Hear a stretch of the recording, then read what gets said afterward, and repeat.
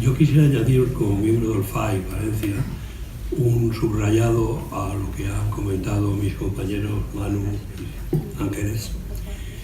Es evidente todo lo que se está diciendo aquí, todos tomamos nota, me gustaría que se tomase nota, pero hay un hecho diferencial que a mí me parece, me corriges Ángeles si no es así, para mí es fundamental, que diferencia el Frente de otras experiencias previas que aquí, por militancia larga, algunos conocemos de sobra.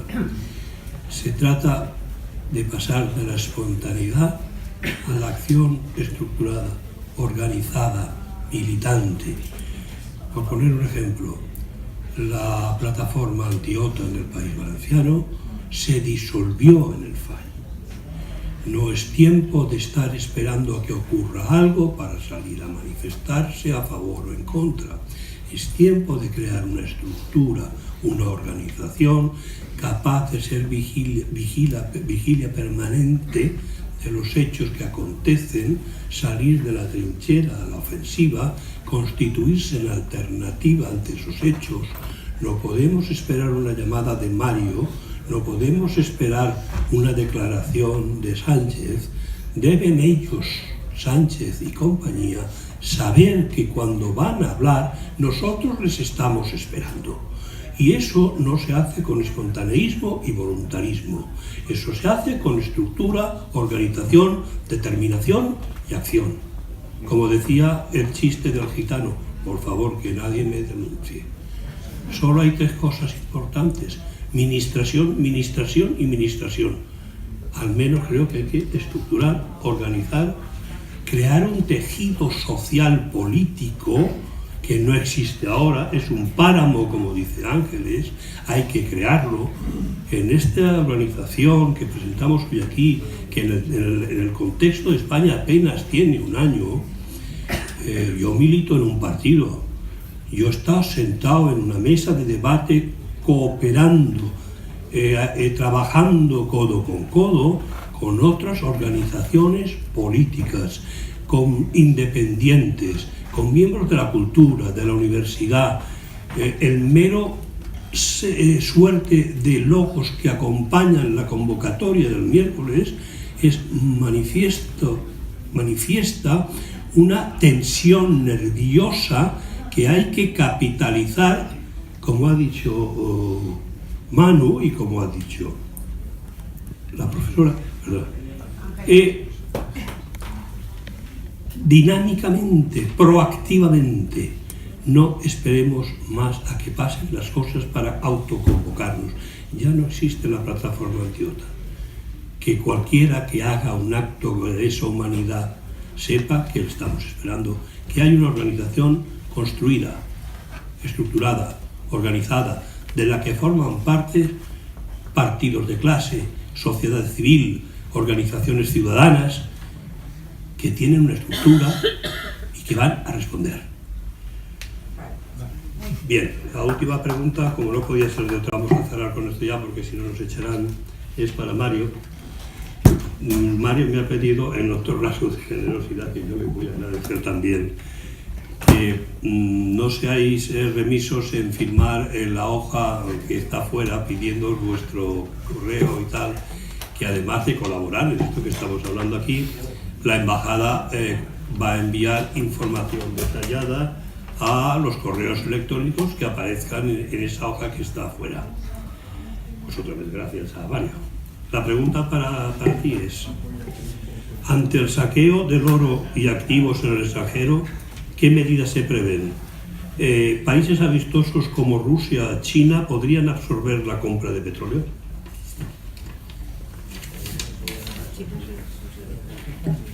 Sí, actualmente nosotros tenemos una reducción de la producción petrolera. Está afectada, entre otras cosas, porque no podemos reponer algunos equipos y reorientar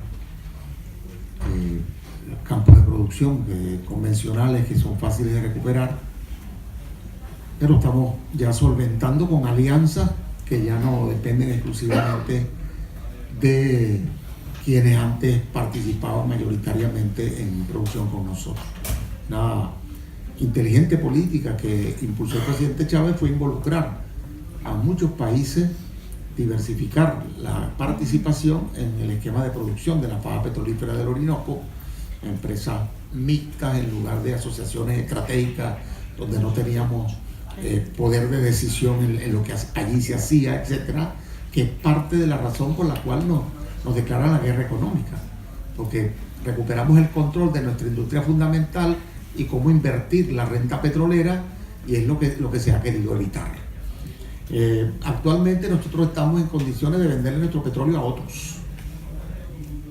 Hemos sido cumplidores de los compromisos, incluso de deuda, en medio de la crisis, porque ha tratado de declararnos en default, el país fallido, que no paga, etcétera. Hemos cumplido compromisos de deuda incluso, y estamos en condiciones de venderle a otros. No queríamos que Estados Unidos como excusa tuviese que nosotros afectamos su seguridad energética negándonos a venderles el petróleo. Pero si ellos se plantean no comprar nuestro petróleo, nosotros tenemos a quien vendérselo. No tenemos la capacidad de arrebatarle lo que es nuestro, de recuperar lo nuestro por la fuerza, de ir a Inglaterra a invadir el Reino Unido para que nos devuelvan nuestro oro. Haremos las reclamaciones internacionales e iremos sumando mediante la denuncia más aliados. Lo que se evidenció en el Consejo de Seguridad de la ONU es que tenemos importantes aliados y el reconocimiento de la mayoría de los países. La mayoría de los países no reconocen al autoproclamado y reconocen al gobierno legítimo que tiene Venezuela, y plantean que tiene que haber una salida dialogada, consensuada y con respeto a la soberanía. Vamos a seguir trabajando eso, las alianzas, la denuncia, la movilización de nuestro pueblo. Había una respuesta de dignidad. Le dijimos, plazo de 8 días ¿de qué? Voy a repetir lo que dijo nuestro canciller, nuestro presidente: organicen elecciones donde no las hay. Que la señora May mire si las organiza ya. El presidente Macron organizó un referéndum revocatorio, a ver si lo gana como lo ganó Chávez en el 2004. Que le hicieron un referéndum revocatorio y el pueblo votó porque no lo revocaran mayoritariamente. Quisiera uno ver a veces algunos gobernantes de los que más nos atacan, y si usted revisa bien quiénes son los que más nos han atacado y nos atacan, la mayoría están en los Panama Papers o tienen algo que ver con algunas palabras como Bárcenas, Gürtel, Púnica y pariente de contar. No son personas que tienen mucha autoridad moral. Yo recuerdo cómo nos atacaban desde el Ayuntamiento de Madrid cuando estaba la señora Aguirre, o desde el gobierno de Madrid cuando estaba la señora Cifuentes. Miremos ese espejo.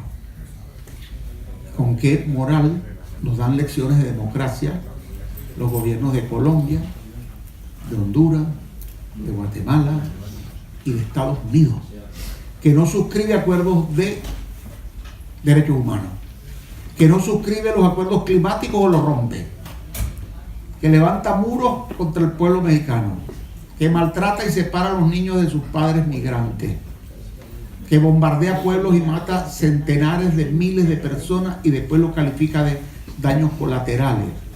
O son cosas, o no tienen alma, como los negros africanos que eran esclavizados, o con esta frase que Chávez le recordó a Golda Meir a raíz de la solidaridad de Venezuela con el pueblo palestino, que aquí se ha mencionado.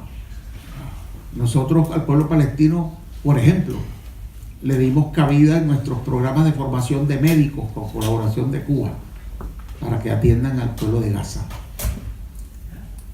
Y recordamos como Golda Meir dijo una vez: ¿existe alguna cosa llamada palestino a la que se le pueda transferir algo para que nosotros le transfiramos territorio? Es decir, los negros africanos eran cosas, no tenían alma. Los palestinos son una cosa, y los muertos de Irak, de Libia y los que quisieran ellos ver en Venezuela serían daños colaterales. Ese es imperialismo. Por eso, éxito FAI, deseo de todo corazón esta iniciativa de amplitud, de espacio abierto, donde pueden concurrir movimientos, partidos, personas a luchar contra el enemigo principal del mundo, que es el imperialismo, la guerra imperialista, se concrete con mucha fuerza. Yo he dicho que cuando deje de ser embajador, por cualquier vía, sé dónde tengo una trinchera para colaborar en la guerra contra el imperialismo, en la batalla contra la guerra imperialista. Muchas gracias, compañeros.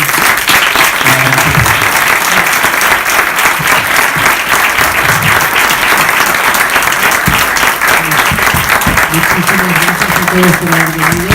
De verdad, muchas gracias. Ha sido muy importante vuestra presencia aquí hoy. Muchas gracias.